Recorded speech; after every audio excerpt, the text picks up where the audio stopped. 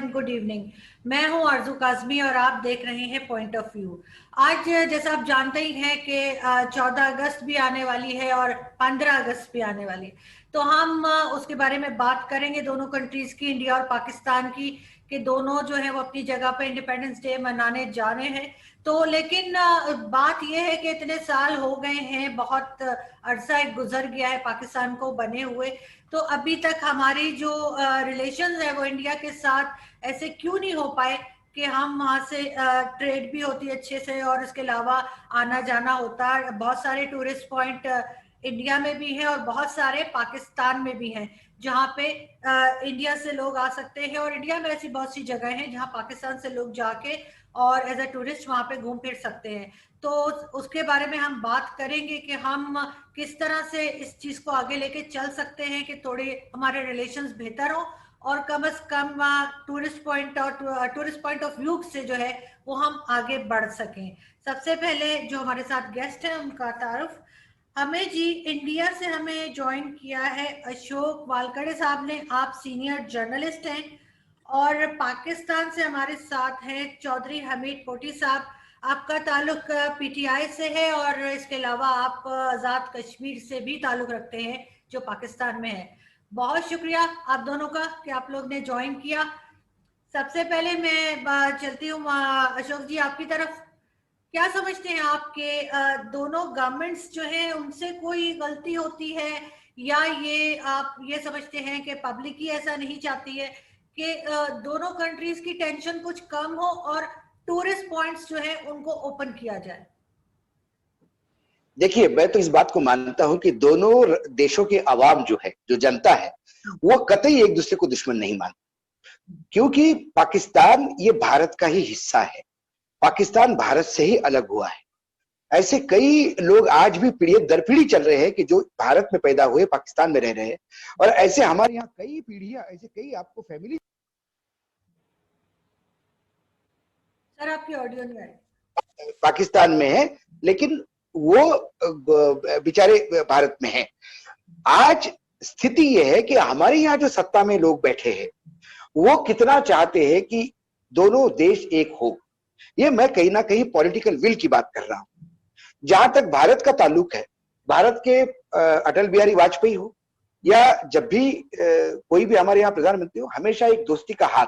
नरेंद्र मोदी भी भारतीय जनता पार्टी के हैं। कहा जाता है कि ये बहुत राइटिस्ट पार्टी है, हिंदूवादी पार्टी है, लेकिन जब पहली बार उन्होंने शपथ ली तो बाकायदा आपके वजीर आजम को भी यहाँ बुलाया था। जब आपके यहाँ शादी हुई तो अनशेड्यूल्ड चले गए। वो कहीं ना कहीं दोस्ताना, चाहे फिर बस शुरुआत हो या रेलवे की शुरुआत हो, कहीं ना कहीं यहाँ क्रिकेट मैचेस हो, फ्रेंडली मैचेस हो, कहीं ना कहीं लगातार प्रयास ये होता आ रहा है कि दोनों मुल्कों में स्थितियां ठीक हो, सामान्य हो, एक दूसरे को मदद करे। मुझे आज भी लगता है कि हम दोनों देशों की समस्याएं अलग नहीं है। आज बेरोजगारी आपके यहाँ है तो हमारे यहाँ है, गरीबी आपके यहाँ है तो हमारे यहाँ पे भी है। तमाम उन चीजों से जो हम लड़ रहे हैं, आप भी लड़ रहे हैं, क्योंकि दोनों मुल्कों की करीब करीब उम्र एक है, एक साथ आजाद हो गए। लेकिन हमने, मतलब भारत टू सम एक्सटेंट, मैं कहता हूं आज भी, इसलिए नहीं कि मैं भारतीय हूं, यदि आप बाकी इंडाइसेस देख लीजिए, आंकड़े देख लीजिए, तो कहीं ना कहीं भारत आज भी बहुत अच्छी स्थिति में है पाकिस्तान के। लेकिन जब पाकिस्तान में मैं जो खबरें सुनता हूं या देखता हूं, तो कहीं ना कहीं मेरे दिल में भी दर्द होता है, क्योंकि मेरा भाई है, मेरे पड़ोसी गया, नाराज होके गया, हो सकता है कुछ नाराजगी हो, लेकिन यदि उसके घर में खाने को नहीं तो मेरे को भी रोटी अच्छी नहीं होती। ये यहाँ के आम जनता की स्थिति है। हमारे यहाँ से कई पत्रकार क्रिकेट कवर करने जाते हैं पाकिस्तान, और मैंने ऐसे कई पत्रकारों के, जो रीजनल पत्रकार हो या नेशनल पत्रकार हो, जो क्रिकेट कवर करने के लिए पाकिस्तान गए और जब वापस आए तो जब वो भाषण देते हैं पाकिस्तान के एक्सपीरियंस पे, तो बीच में लिटरली आंखों से पानी आता है। सर आपकी ऑडियो। पाकिस्तान में जो पाकिस्तान के आवाम भारतीय लोगों का स्वागत करती है, वो यहाँ आके भाषण में रोते हैं, लिटरली आंखों में से पानी आता है। वो बोलते हैं कि आज हमको समझ में नहीं आता कि दोनों देशों के बीच ये कड़वाहट क्यों। कहीं ना कहीं मुझे लगता है राजनीतिक इच्छा शक्ति, और ज्यादातर पाकिस्तान में, मैं ये आरोप नहीं लगाता, हो सकता है कि किसी देश की ये मजबूरी भी होती है। हमारे देश में आज भी हमारी आर्मी हमारी राजनीतिक इच्छा शक्ति पे हावी नहीं है। हमारे यहाँ चाहे कितनी भी बड़ा आर्मी हो, लेकिन आज भी हमारे यहाँ पॉलिटिकल सिस्टम जो है वो आर्मी पे हावी है। और जो एज अ जर्नलिस्ट मैं इतने दिनों से स्टडी करता हूं, मुझे लगता है कि आपके यहाँ पॉलिटिकल विल भी है, आपके यहाँ पॉलिटिशियंस भी है, आपके यहाँ बहुत सारी चीज है, आवाम भी साथ में, लेकिन कहीं ना कहीं आर्मी का ऐसा एक रोल होता है जो वहां पे आर्मी ज्यादा हावी होते हुए दिखाई देती है।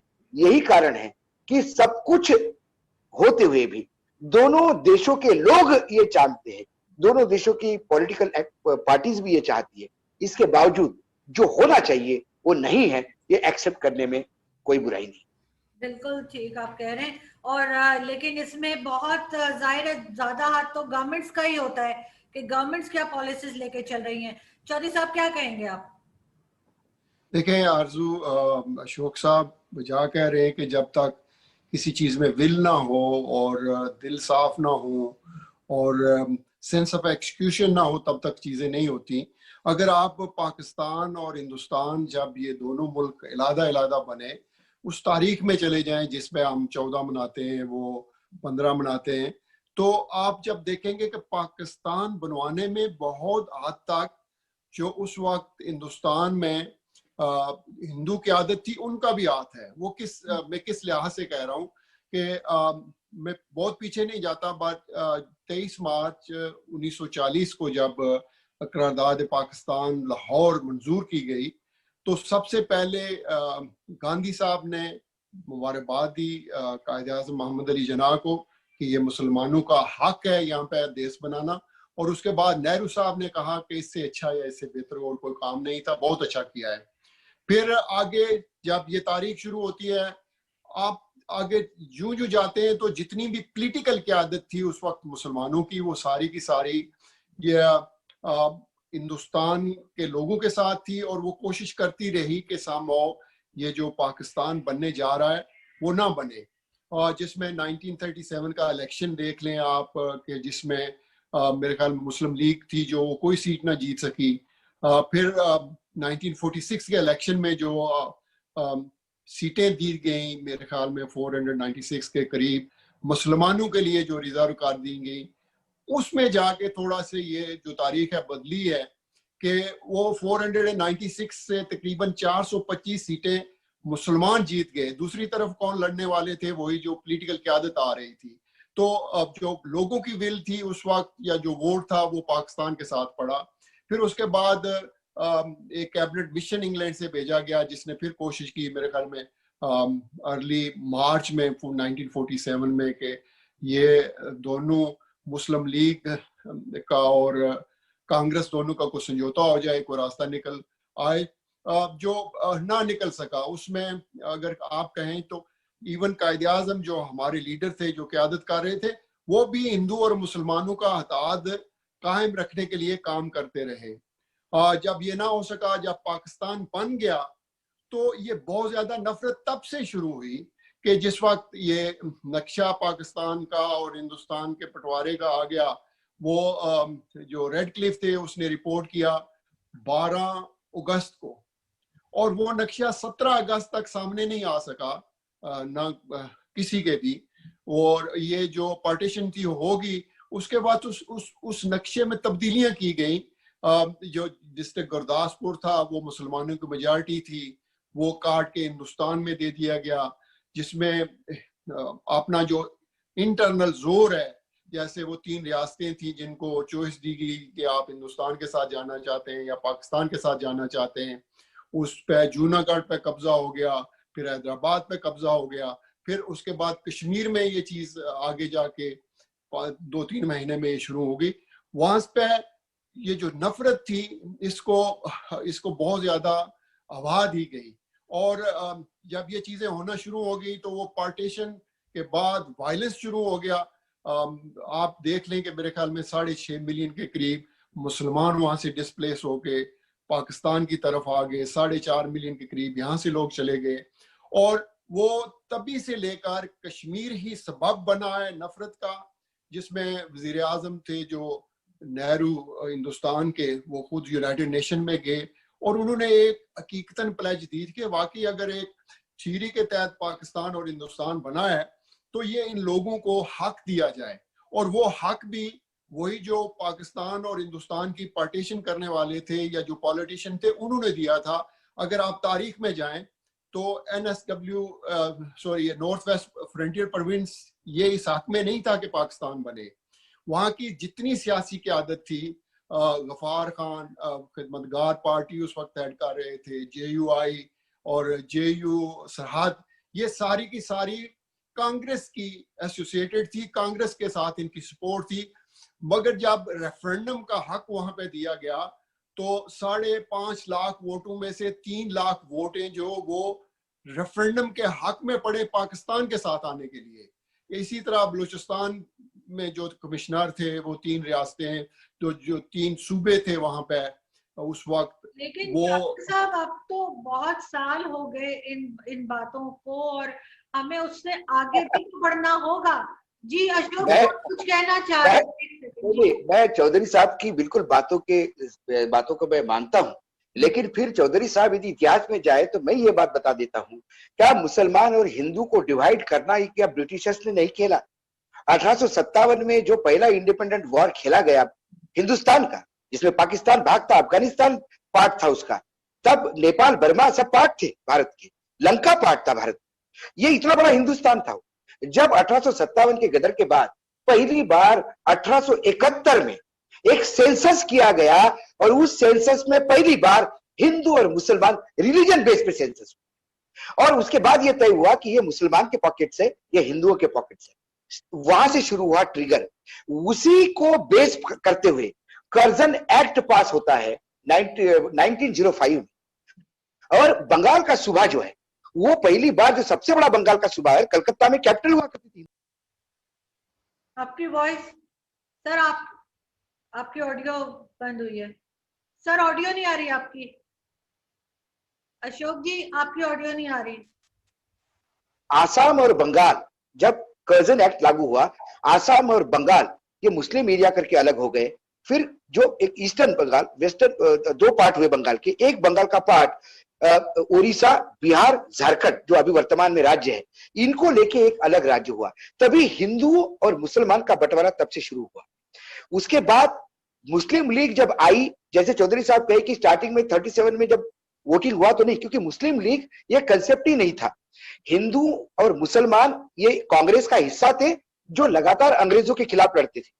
लेकिन अंग्रेजों ने जब देखा कि इसमें फूट डालना जरूरी है तो उन्होंने मुस्लिम लीग को दिया। अब जब मुस्लिम लीग आई तब भी कोई मुस्लिम लीग में एक्टिविस्ट नहीं थे, ये तो जिन्ना साहब थे। जब वो आए तो पहले इलेक्शन में, क्योंकि आपका प्रेजेंस नहीं था, सब दूर कांग्रेस व्याप्त थी और सारे मुसलमान कांग्रेस से जुड़े हुए थे, तो पहले इसमें आपको नहीं मिली। लेकिन फिर जो सबसे बड़ा एक कांड हुआ, जब जिन्ना साहब ने एक फाइनल एक्शन, डायरेक्ट एक्शन करके जो कॉल दिया 46 में, और कलकत्ता में जो आग लगी, 3 दिन तक कलकत्ता लगातार जलता रहा, 4000 लोग मरे, हिंदू और मुसलमान। उसके बाद ये हिंदू मुसलमान डिवीजन इतना बढ़ा कि मुझे पता है, मैं आपको कोट अनकोट, सरदार वल्लभ भाई पटेल ने कांग्रेस के कमिटी में जो प्रस्ताव रखा डिवीजन का, महात्मा गांधी पहले दिन से डिवीजन के खिलाफ, पार्टीशन के खिलाफ थे। उन्होंने ये कहा कि choice is between, quote unquote Sardar Patel, choice is between the division and number of divisions. यदि हिंदू पाकिस्तान और हिंदुस्तान अभी अलग, भारत और पाकिस्तान अलग अलग नहीं हुए रिलीजन के बेस पे, तो इस देश में हर राज्य में डिवीजन होगा और ये राज्य में एक सिविल वॉर होगा। इसको कौन बचा सकता है? उन्होंने कहा कि हम पाकिस्तान को अभी नहीं मान रहे क्योंकि अभी डिवीजन नहीं हुआ, लेकिन डिफेक्टो क्या पंजाब और बंगाल में पाकिस्तान नहीं है? ये तो इतिहास हो गया। वर्तमान में यदि हम आए, हम तमाम पुरानी बातों को भूल के, क्यों नहीं हम बातचीत की बात चलते। आज जब भी सर मैं यही आपसे कह रही हूँ कि हम आगे कैसे बढ़ सकते हैं उस सब चीज, आगे बढ़ने के लिए अटल बिहारी वाजपेयी ने बस यात्रा शुरू की थी। मुझे याद है अटल बिहारी वाजपेयी ने जब बस यात्रा शुरू की थी तो पार्लियामेंट में अपोज था, आप किस पे विश्वास रखते हैं? तब उन्होंने बहुत अच्छा एक उदाहरण दिया था। उन्होंने कहा था कि जब आप ट्रेन से दिल्ली आते हैं, तो जब ट्रेन दिल्ली में एंटर करती है तो वहां एक पहाड़ी है, उस पहाड़ी पे बड़े बड़े अक्षरों में एक मैरिज ब्यूरो का विज्ञापन है, रिश्ते ही रिश्ते, मिलके तो देखिए। उन्होंने कहा रिश्ते ही रिश्ते पाकिस्तान के साथ, मिलने में क्या हर्ज है? यहां से बस गई, उसके बाद तुरंत कारगिल हुआ। कारगिल होने की जरूरत नहीं थी।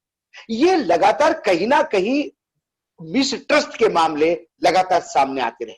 और मैं आज भी कहता हूं कि जब जब भारत पाकिस्तान में पॉलिटिकल पार्टीज हावी रही है, तब तक पाकिस्तान और भारत के बीच की दूरियां कम हुई है। बहुत सारी चीजें सॉल्व होने के लिए ट्रेड बढ़ता है, आने जाना बढ़ता है, तमाम चीजें बढ़ती है। जैसे ही वहां वीक पॉलिटिकल पार्टी आती है और आर्मी हावी होती है, तुरंत सीज फायर के बाद वायलेशन चालू हो जाता है। और तमाम बातें जो हम आज रोज देखते हैं, यहाँ का आतंकवाद, वहां ब्लास्ट होता है, हम यहाँ फांसी देते हो, बोलते हमारे लोग नहीं है, ये तमाम चीजें होती है, ये होती है, हम इसको नकारते हैं। आज एक आतंकवादी जिसको अमेरिका से लेकर तमाम यूनाइटेड नेशन से लेकर सब तब आतंकवादी घोषित करते हैं, वो आपके पाकिस्तान में है। अमेरिका का सबसे बड़ा आतंकवादी जिसने अमेरिका में हमला किया, वो पाकिस्तान में मारा जाता है। तो पाकिस्तान क्या आतंकवादियों का ग्रह, एक गर्भगृह है क्या? सवाल ये उठता है। और इससे पाकिस्तान का नुकसान होता है। क्या पाकिस्तान में ब्लास्ट नहीं होते? क्या पाकिस्तान में बच्चों के स्कूलों में ब्लास्ट हुए और बच्चे मरे तो क्या भारतीयों ने खाना खाया होगा? भारत में भी लोगों ने उस दिन खाना नहीं खाया जिस दिन मासूम बच्चे पाकिस्तान में मारे गए। ये आतंकवाद एक दुधारी तलवार है, दोनों तरफ से काटती है। तो इसको पालना ये बहुत गलत बात है। ये पल चुका है। इसको निकालने के लिए कहीं ना कहीं एक ट्रस्ट, दोनों सरकारों में एक ट्रस्ट होना चाहिए। आपके यहाँ कोई आतंकवादी है, हमको बताइए, हम निकाल देते हैं। हमारा आतंकवादी आपके पास है, आप सरेंडर कर दीजिए। लेकिन ये नहीं हो रहा है। रोज कुछ ना कुछ हो रहा है। आज चाइना के बाद हमारा टेंशन है, लेकिन पिछले 5 साल 6 साल में यदि मैं वायलेशन ऑफ सीज फायर दोनों तरफ से देखूं तो ये क्यों हो रहा है? क्यों सर्जिकल स्ट्राइक करना पड़ा? क्यों उरी हुआ? ये सवाल है। ये सवालों का जन्म देता है। सर्जिकल स्ट्राइक करने से कोई बहुत खुश नहीं है। आपको लगता है सर्जिकल स्ट्राइक करने से प्रॉब्लम सॉल्व नहीं, लेकिन ये सर्जिकल स्ट्राइक करनी पड़ी, क्योंकि जब बहुत ज्यादा आहत होता है आदमी तो होता है। इसके पहले तो कभी नहीं हुआ। तो कहीं ना कहीं पॉलिटिकल विल, जैसे चौधरी साहब भी कह रहे कि पॉलिटिकल विल चाहिए, वो पॉलिटिकल विल सामने चाहिए। आज हम दो देश क्यों कश्मीर करते हैं? आज हम दो देश क्यों कोविड के लिए नहीं लड़ते? आज कोविड की प्रकोप आपके यहाँ है, कोविड का प्रकोप हमारे यहाँ है। हमारे यहाँ इतने सारे लोग कोविड से प्रभावित है, लेकिन भारत इस बात पे गर्व करता है कि सबसे कम मरने वाली संख्या भारत में है और सबसे ज्यादा रिकवरी रेट भारत में है। वो रिकवरी रेट पाकिस्तान क्यों नहीं कर सकता? भारत मदद करेगा, बड़ा भाई है भारत। भारत मांगे तो सही, पाकिस्तान बोले कि हमको आप हमारे कोविड के साथ लड़ने के लिए हमको साथ दो, हम आएंगे, साथ देंगे। हम कतई नहीं चाहेंगे कि आपको रिप्लाई लेती हूँ अशोक जी। जी चौधरी साहब। आरजू मुझे बात मुकम्मल करने देना, मैं पहले भी नहीं मुकम्मल कर सका। अशोक साहब जो कह रहे हैं ना कि कोविड में अगर हेल्प चाहिए, अशोक साहब, पाकिस्तान इसमें दुनिया का 5वां वो अच्छा मुल्क है जिसने कोविड को बड़ी अच्छी तरीके से कंट्रोल कर लिया है और बहुत हद तक सब कुछ इस वक्त खुल गया हुआ है। और इसमें कोई शक नहीं है जो आप कहते, जो जैसे बात शुरू हुई थी कि विल चाहिए। ये टेररिज्म पे जब आप आते हैं तो टेररिज्म सिर्फ लफ्जी टेररिज्म नहीं होती कि आपने पाकिस्तान पे इल्जाम लगा दिया और पाकिस्तान ने आपको कह दिया। आप देख लें जी कि अमलन आप लोगों ने बलूचिस्तान में क्या किया, और सिर्फ आपने नहीं किया, पिछले अगर 40 साल की तारीख देख लें तो 2 सुपर पावर्स हमारे नेबर्स में आई जिनकी ख्वाहिश यही थी कि हम बलूचिस्तान को फतह करें और वो वाटर्स पर कैप्चर करें, वो नहीं कर सकी। फिर अफगानिस्तान के जरिए आपने जितनी टेररिज्म पाकिस्तान में करवाई है और आप भी करवा रहे हैं, वो भी तारीख का एक हिस्सा है। मैं ये कहना क्या चाह रहा था कि अगर नफरत को आप हवा देंगे तो कम नहीं होगी, वो ज्यादा होगी। और आप सब जानते हैं, हिंदुस्तान के लोग भी बहुत अच्छी तरह जानते हैं कि क्या वजह थी जिसकी वजह से ये नफरत, जब तक ये लड़ाई थी आजादी की, वो दोनों मुसलमान और हिंदू इकट्ठे लड़ रहे थे, और उसके बाद क्या वजह थी जिसकी वजह से ये नफरत को हवा आई और नफरत बढ़ती गई। किसी चीज के पीछे अगर सच्चाई नहीं होगी वो किसी सूरत फुलफिल नहीं हो सकती। आप देख लें कि जो कश्मीर का मसला, मैं कश्मीरी हूं और मैं दावे के साथ कहता हूं और मैं गर्व के साथ कहता हूं कि मेरा हक पाकिस्तान के साथ जाने का था, क्योंकि जिस बेस पे हिंदुस्तान और पाकिस्तान दोनों, पाकिस्तान मुल्क बना था और जिस बेस को लॉर्ड माउंटबेटन ने या जितनी भी हिंदू क़यादत थी या हिंदुस्तान की क़यादत थी उन्होंने एक्सेप्ट किया था, मुस्लिम मेजॉरिटी इलाके हैं जो वो पाकिस्तान बनेगा, उस पर मेरा जोग्राफियाई लिहाज से मेरा हक था बीइंग ए कश्मीरी कि मैं पाकिस्तान के साथ जाता। और बाद में भी ये हक हिंदुस्तान ने वादा किया यूनाइटेड नेशन के थ्रू, वो पूरा नहीं कर सके। और फिर इसमें कोई शक नहीं, वाजपेयी साहब की जो क़यादत थी वो बहुत अच्छी थी हिंदुस्तान के लिए और उनकी पॉलिसी कुछ और थी। ये जब बीजेपी की दूसरी गवर्नमेंट आई, ये मोदी साहब, बूटी साहब के पिछले 6 साल देख लें, और उसके पहले वो जब चीफ मिनिस्टर थे गुजरात के, और वहां पे जुल्म देख लें कि मुसलमानों को एक निजाम के जरिए कैसे कत्ल किया गया, मुसलमानों के घरों को आग लगाई दी गई, मुसलमानों को जत्थों ने गट्ठे होकर जला दिया, और आप ही के मुल्क के कमीशन बैठे, और वो जिस वक्त वो ये आपके जो आप वज़ीर आज़म है इनकी तरफ ये बात जाती, उस वक्त कोई ना कोई चीज हो जाती। ये हम जबानी जमा तफरीक करके ये चीज किसी सूरत रिजोल्व नहीं कर सकते। अब भी आपकी हुकूमत ने, ये बीजेपी गवर्नमेंट ने आर्टिकल 370 और 35 और दोनों रिमूव किए। आप देख लिया कश्मीर की क्या हैसियत रह गई हुई है। कश्मीर अब कोई भी इन्वेड करके वो ले सकता है। आप ये चाइना अभी आ गया हुआ अगर लद्दाख में, तो किस वजह से आया है कि आप लोगों ने दुनिया के साथ, यूनाइटेड नेशन के साथ और हमसायों के साथ कभी भी कोई चीज जो एग्री हुए उसको फुलफिल नहीं किया है। अब लद्दाख चला गया है आपका चाइना के साथ, और इंशाल्लाह ये नफरत के बल बोते पे ही जब आप करते रहेंगे ना, तो मैं कश्मीरी होने के नाते मेरा जज्बा ये कह रहा है कि कश्मीर इंशाल्लाह जरूर पाकिस्तान का हिस्सा बनेगा। इसमें कोई शक नहीं है कि आपके पास जितना जोर होगा हिंदुस्तान लगाएगा, और पाकिस्तान के पास जो कुछ हुआ वो भी कोशिश करता रहेगा। ये बातें किसी सूरत ऐसे कि एक तरफ से आप डिप्लोमेसी करें, दूसरी तरफ से आप कोई और चीज करें, किसी सूरत ये फुलफिल नहीं हो सकती जब तक सच्चाई के टेबल पे बैठकर सच्ची बातें नहीं करेंगे। तो जी चौधरी साहब इसके सारे जवाब है मेरे पास। मेरे पास सबसे बड़ा जवाब ये है कि तब जम्मू कश्मीर की रियासत किसी के साथ जाने को तैयार नहीं थी, ना भारत के साथ ना पाकिस्तान के साथ। जब कबीलियों ने हमला किया, जब पाकिस्तान में कबीलियों ने हमला किया, पाकिस्तान की फौज पीछे से बैकिंग करती आई, तो क्या हुआ? कश्मीर महाराजा ने रिक्वेस्ट की भारत को कि आप मदद करिए। भारत ने मदद करी एक कंडीशन पे कि आप हमको ज्वाइन कर लीजिए। उन्होंने कहा ज्वाइन करेंगे। उन्होंने ज्वाइन किया। उसमें धारा 373 370 के तहत एक विशेष दर्जा दिया गया था, लेकिन साथ में यह भी था कि ये 370 परमानेंट नहीं है। वहां पे जितनी भी धाराएं थी वो परमानेंट नहीं थी, ये हमारा कॉन्स्टिट्यूशन कहता है, कॉन्स्टिट्यूशन में थी। राष्ट्रपति ने विशेष अधिकार के तहत ये राइट दिया था और ये कभी भी विड्रॉ करने की स्थिति थी। उसके बाद ये लगातार कश्मीर में बना रहा। लेकिन एक बात देखी कि धारा 370 की वजह से कश्मीर में डेवलपमेंट नहीं हो पा रहा। कश्मीर के अवाम को लगातार पाकिस्तान के आतंकवाद और पाकिस्तान की तरफ से जो, क्योंकि बॉर्डर स्टेट है, बॉर्डर स्टेट को जो झेलना पड़ता है वो सबको पता है। आप जितने कश्मीर जाते हैं चौधरी साहब, मैं भी कश्मीर गया हूं और मैं कश्मीर महीनों रहा हूं। कश्मीर में आज भी वहां के सारे मुसलमान बहुत प्यार से मुझे आज भी अपना भाई मानते हैं, और ये वस्तुस्थिति है। बहुत गिने चुने पत्रकार है जिनको पाकिस्तान के या कश्मीर के किसी भी जगह पे मैं घूम सकता हूं, क्योंकि हम वस्तुस्थिति जानते हैं। कोई कश्मीरी किसी पाकिस्तान के साथ कतई जाना नहीं चाहता। वो जानता है कि जो कश्मीरी, जो भारतीय यहां से पाकिस्तान गए, वो आज भी मुजाहिद कहलाते हैं और सेकेंडरी सिटीजन है। जबकि भारत में आज भी मुसलमान इतनी औकात रखता है कि एक तरफ राम मंदिर का शिलान्यास हो और दूसरी तरफ टेलीविजन पे एक मुसलमान नेता ये कहे कि ये गलत हो रहा है और ये हमारी मस्जिद की ही जगह है। इतनी बोलने की हिम्मत और इतनी बोलने की ताकत ये देश में देता, ये देश में मुसलमान को देता है। हमारे यहाँ मुसलमान राष्ट्रपति ही नहीं, हमारे यहाँ मुसलमान मुख्यमंत्री बने हैं, हमारे यहाँ मुसलमान बड़े बड़े पोस्ट पे है, हमारे यहाँ मुस्लिम लोग आर्मी में है, और ये हमारा इतिहास गवाह है। जिस छत्रपति शिवाजी का नाम सारी दुनिया लेती है और जो हिंदू राजा कहलाते हैं, उसके सारे बॉडीगार्ड्स में से कम 12 में से 8 मुसलमान थे। उसके आर्मी का चीफ मुसलमान था। मुसलमान और भारत, हिंदुस्तान, हिंदू और मुसलमान में कभी खाई हुआ ही नहीं करती। ये तो नेताओं ने की। ये जो आप कहते हैं बलूचिस्तान में हमने किया, अरे कभी आप पाकिस्तान में, पाकिस्तान क्या करता रहा? कभी अमेरिका के हाथ का खिलौना बनता रहा? क्योंकि आप अमेरिका खेलता रहा रशिया के खिलाफ और खेलते रहे। हमने नॉन अलाइनमेंट मूवमेंट किया, ना हम रशिया के जुड़े ना अमेरिका से जुड़े, और हमने हमारा बीच का रास्ता बरकरार रखा। आज आप चाइना के हाथ में खिलौने हैं। आप क्या कहते हैं चाइना हमारा एरिया लेके गया? चाइना तिब्बत पे कब्जा पहले कर चुका है। चाइना आज भी इतनी औकात नहीं रखता कि लद्दाख में पैर है चाइना का।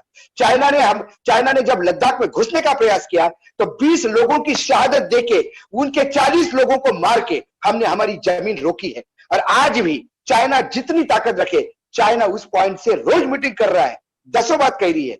चाइना को हमने पूरे वर्ल्ड में अलग थलग किया है। यह है भारत की ताकत। चाइना आज अमेरिका से भी चाइना के यहां से बिजनेस बैन हो रहा है। कंपनियां बाहर है। आज चाइना से निकली हुई कंपनी भारत में इन्वेस्टमेंट करना चाहती है। मुझे बताइए कितनी इन्वेस्टमेंट कंपनीज आज चाइना से निकलने के बाद कंपनी ने इन्वेस्ट किया और कंपनी आना चाहती है। रही नरेंद्र मोदी की बात, तो आज जम्मू कश्मीर में क्या स्थिति है? कौन कहता है जम्मू कश्मीर में बुरी स्थिति है? जम्मू कश्मीर में जो करंट पॉलिटिशियन थे वो रास्ते पे गए। जम्मू कश्मीर में जिन लोगों के हाथ में बंदूक थमाने वाले आतंकवादी थे वो अब सीमा पार अब घुस नहीं पा रहे। स्थिति है वहां का बच्चा भविष्य चाहता है। आज ऐसे कश्मीरी कई अधिकारी है जो हमारे यहाँ आईएएस अधिकारी, सिविल सर्विस सर्वेंट बड़े बड़े पोस्ट पे है। हमारे यहाँ कश्मीरी लोग चीफ सेक्रेटरी और कैबिनेट सेक्रेटरी करके रिटायर्ड हो गए हैं। हमारे फौजों में आज कश्मीरी लोग हैं। हमारे यहाँ आईएएस कश्मीरी है। कश्मीर भारत के साथ जुड़ना चाहता है। भारत के विभिन्न यूनिवर्सिटी में कश्मीर के बच्चे पढ़ते हैं और कश्मीर ये भारत का हिस्सा है, अभिन्न हिस्सा है। जो हिस्सा आप लेके गए, हम चाहते हैं बड़े प्यार से मिले, क्योंकि युद्ध हम भी नहीं चाहते। हम जानते हैं कि युद्ध जब होगा तो दोनों तरफ से नुकसान होगा, लेकिन फिर फौज भी भारी हमारी है। आज चाइना इतनी बड़ी फौज है, लेकिन आज चाइना को भी वापस जाना पड़ा कई पॉइंट से। पेट्रोलिंग पॉइंट नंबर 11, 12, 13 सब वापस गए। फिंगर 4 अटके हुए हैं। सर ऑडियो जो चीजें हैं ये लगातार होती आ रही है और मैं दावे के साथ कहता हूं, यदि आपके यहां आर्मी का रोल पॉलिटिकल नहीं हो, चौधरी साहब मैं दावा करता हूं आप ही की सरकार, आप ही की पॉलिटिकल पार्टी एक ऐसा शांति का प्रस्ताव होगा, ऐसी दोनों देशों के बीच में अमन होगा। लेकिन आपके यहां होता क्या है? आपके यहाँ एक मंत्री आते हैं दिल्ली में और एक मंत्री एक प्रेस कॉन्फ्रेंस में एक चीज बोल के चले जाते हैं और वो मंत्री महोदया महिला थी बेचारी, जैसे ही अपने देश में गई आर्मी ने उसको डांटा और उसको पद से निकाला गया। ये कैसी बात करके आई आप इंडिया में? सवाल वो नहीं होता। हमारे यहाँ आर्मी इतनी औकात नहीं रखती। हमारे यहाँ आर्मी को मालूम है उसका रोल क्या है, देश की सीमाओं का रक्षण करना, और वो बलिदान देके करती है। बलिदान देने वालों की कमी नहीं है। आपके यहाँ की आर्मी बलिदान लेती है, आपके यहाँ के लोगों का लेती है। और इस वजह से आपके यहाँ पॉलिटिकल जब बात करते हैं तो हमको ये मालूम है जिस नेता से हम बात कर रहे हैं वो रबर स्टैंप है, वो आज यह बात करता है, घर जाके उसको बदलना होता है। ये सिस्टम सभी दूर है। इसी वजह से आज पाकिस्तान पूरे विश्व में अलग थलग पड़ा हुआ है। मुझे बताइए ना कौन है आज साथ, कौन साथ दे रहा है? चाइना छोड़ा तो चाइना भी बीच बीच में बताते रहता है कि आप ऐसा करो वैसा करो, ये करो वो करो। चाइना ने जिस जिस कंट्री में गया, चाइना लंका में गया, चाइना नेपाल में गया, क्या किया चाइना ने? जमीन हड़पी, अपना कर्जा लादा। आज कितना चाइना के कर्जे के तहत देश आपका डूबा हुआ है। तो जब चाइना का कर्जा है साहब, ये पठान का कर्जा है, वसूलता है पूरा वो, ये वर्ल्ड बैंक का कर्जा नहीं है जो आपको इंस्टॉलमेंट में देगा। तो ये है भारत क्या करता है, पाकिस्तान क्या करता है, नरेंद्र मोदी ने क्या किया। हमारे यहाँ आज भी लॉ सिस्टम है। हमारे यहाँ वो सरकार है जो सरकार वजीर आजम को भी सजा दे सकती है। ये कोर्ट है हमारे यहाँ। हमारे यहाँ कोर्ट ने नरेंद्र मोदी को बेगुनाह साबित किया। हाँ, आज भी केसेस चल रहे हैं। नरेंद्र मोदी के पार्टी के ही लोग जो मंत्री थे वो आज अरेस्ट होकर आज जेल में है, क्योंकि गोधरा में उनका हस्तक्षेप था। लेकिन नरेंद्र मोदी का हस्तक्षेप कह के आप उसको कम से कम अपमानित मत करो, क्योंकि वो सर्वोच्च न्यायालय ने उनको क्लीन चिट दी है। और यदि सर्वोच्च न्यायालय ने क्लीन चिट दी है तो फिर उसको आरोपित बोलने का अधिकार नहीं है। आपके यहाँ भी सर्वोच्च न्यायालय है, हम उसका सम्मान करते हैं। सर्वोच्च न्यायालय ने आपके यहाँ कुछ यदि किसी को छूट दी हो, हम उसको आरोपी नहीं कहेंगे। हम कहेंगे कि नहीं, सर्वोच्च न्यायालय एक न्यायालय होता है और कोई का भी न्यायालय है, उसकी मान रखना चाहिए। आज कहां कौन सी दंगे हो गए? नरेंद्र मोदी जब से सत्ता में आ गए हैं, हिंदू मुसलमान के दंगे कितने हुए बताइए आप। आप पुरानी सरकारों की बात करते हैं। मैं नरेंद्र मोदी का हिमायती नहीं हूं, मैं भारत में उनका सबसे बड़ा क्रिटिक माना जाता हूं, घोषित क्रिटिक हूं। लेकिन यदि हम पुराने 1947 से लेकर आज तक की बात करें तो मुसलमानों के कितने दंगे हिंदू मुस्लिम के हुए हैं और इन 6 सालों में कितने कम हुए हैं? इसके पीछे कारण है, कुछ भी कारण हो सकता है। लेकिन यहाँ का मुसलमान भी अब थक गया है, वो भी आज हिंदुओं के साथ मिलकर काम करना चाहता है। आज ऐसा रामायण की ऐसे कई कहानियां हैं जहां मुसलमान के लड़के किरदार निभाते हैं। आज हमारे यहाँ इतने मुसलमान एक्टर्स हैं जो हिंदुओं के किरदार निभाते हैं। आज हमारे यहाँ शाहरुख खान को लोग इतना ही प्यार करते हैं जितना अजय देवगन को, उसमें हिंदू मुसलमान नहीं होता। ये सोचने की, ये देश में मुसलमान आज भी आपके यहाँ के मुसलमान से ज्यादा खुश, ज्यादा। चौधरी साहब से रिप्लाई ले लेते। चौधरी साहब, योर लास्ट कमेंट। जी अशोक साहब, मैं आपको शाबाश देता कि अगर आपकी ये बातें सच होती, जो आप कह रहे हैं कि कश्मीर की क़यादत आज भी आपके साथ है। कश्मीर की क़यादत जो प्रो इंडिया थी उसको भी 1 साल से आपने बंद किया हुआ है, और जो कश्मीर है वो पिछले 1 साल और 3 दिन से एक प्रिजन की शक्ल अख्तियार किए हुए है। और हकीकतन जो कह रहे हैं जी कि नरेंद्र मोदी का कोई भी बता दो जी कि अगर वहां पे कोई हिंदू मुस्लिम को फसादात हुए हो उनके आंचे। मैं कहता हूं कि नरेंद्र मोदी के आने के बाद मुसलमानों की जो वहां पे हालत हुई है वो एथनिक क्लींजिंग की गई है, और आपके आरएसएस के और बीजेपी के जो लोग हैं वो जत्थे की शक्ल में बाहर निकल के महल्ले उन्होंने तबाह किए हैं। मुसलमानों की औरतों को घरों से निकाल के कत्ल किया है, बच्चों को अगवा किया है। आपके सामने ये जो सिटीजनशिप बिल था, 6 महीने दिल्ली में क्या होता रहा, पूरी दुनिया का मीडिया उसको कवरेज देता रहा। ये जो जीनत पार्क में जो औरतें प्रोटेस्ट कर रही थी उनको आप लोगों ने क्या असर किया है।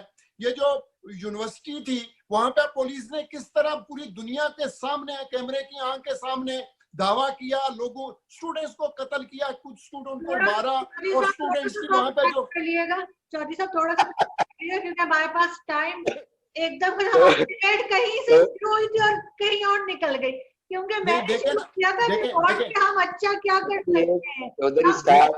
चौधरी साहब